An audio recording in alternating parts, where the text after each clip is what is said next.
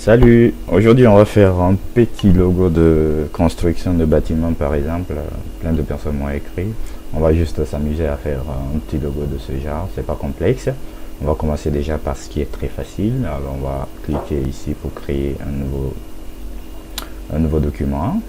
On va aller déterminer notre plan de travail. Moi j'aime bien le A4.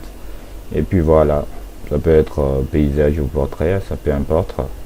On va faire créer. Et là, avec un seul outil, on va créer un petit logo que vous voyez comme ça. Voilà, un logo de building, par exemple, de construction de bâtiment. Le logo doit déterminer vraiment ce que la personne fait comme activité. Alors, nous allons nous lancer dans la construction. Alors, par conséquent, on va prendre juste comme ça.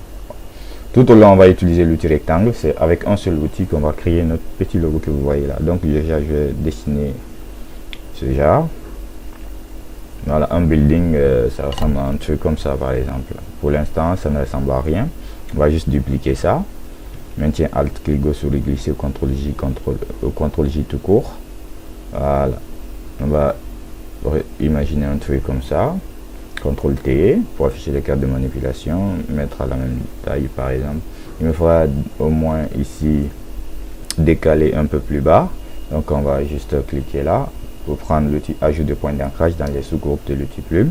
Ça accompagne par l'addition, ajout de point d'ancrage. Donc dans le point d'ancrage ici, on clique une fois ici pour lui dire que c'est lui, on va déformer. Il va un peu descendre, on va le décaler, on dit oui. Parfait, on a déjà ça.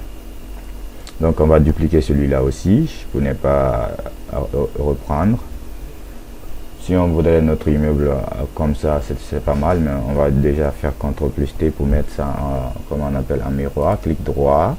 Axe symétrie, axe horizontal, parfait. Il va regarder dans l'autre sens. On va juste un peu décaler, bien. Et là on va mettre un élément qui va un peu ressembler non seulement à la base mais aussi à un escalier. Donc toujours avec ce même outil rectangle, on va prendre ça. On va juste dessiner ça. Donc le nom de notre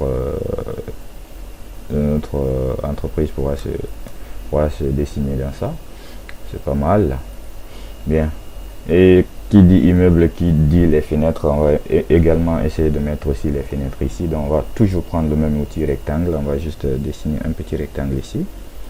On va lui donner un fond de remplissage blanc qui va dire que c'est les fenêtres par exemple. On prend l'outil de déplacement. On va dupliquer ça. CTRL J ou Alt clic gauche de la souris. On va déposer ça ici. Parfait. On va dupliquer ça plusieurs fois. Donc par conséquent, on va sélectionner les deux d'abord. On maintient Shift. On maintient Shift, on maintient Alt, souris déplacer uniquement, on maintient Shift aussi pour les aligner. Ok, on va dupliquer les quatre, donc on maintient Shift, on les sélectionne. On va dupliquer Alt, clic gauche, souris glisser, parfait, ici c'est bon, on va dupliquer ça aussi.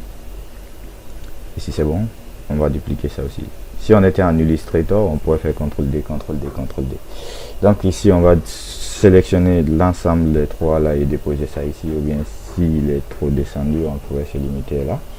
Parfait.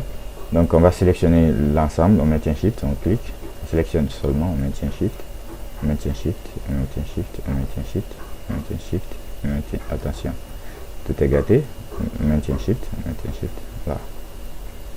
On va les sélectionner. Shift enfoncé, on les voit en même temps qu'on termine. Vous pouvez voir au niveau des calques que tout est sélectionné. On va juste maintenir Alt ou CTRL J pour dupliquer et déplacer ça aussi. Parfait. On va déplacer ça aussi. Alt, clic gauche seulement. Parfait. Voilà, ça ressemble déjà à un building, mais ici aussi, la tête, il faudra mettre un truc aussi là-bas. Donc, une tête sans fenêtre, c'est pas... il faudra aussi intégrer la fenêtre là, ici. Parfait. Donc, on peut se limiter là. Ça ressemble déjà à quelque chose. Il faut déjà trouver le nom maintenant de notre building. Alors toujours on va prendre l'outil rectangle en bord du arrondi. Ici on va mettre ça en blanc qui va déterminer le nom de notre entreprise. Un peu, si on voulait également arrondir un peu les bords par rapport à l'autre. Voilà, parfait. Et voilà. Il faudra maintenant déterminer le nom de notre entreprise.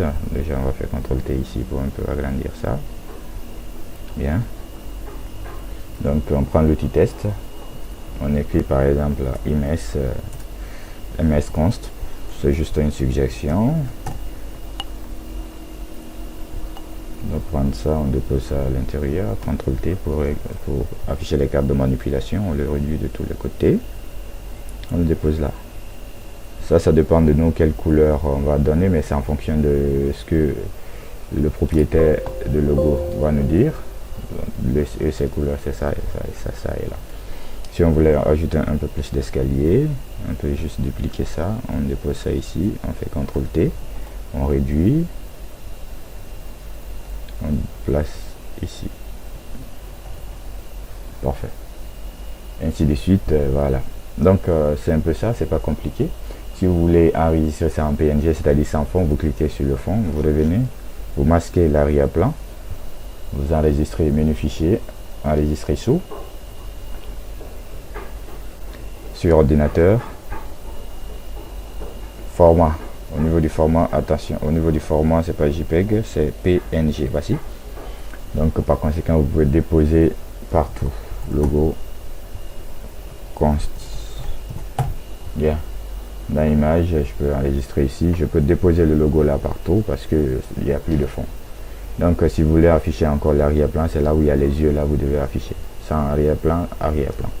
Donc, je peux automatiquement revenir dans mes dossiers. Image.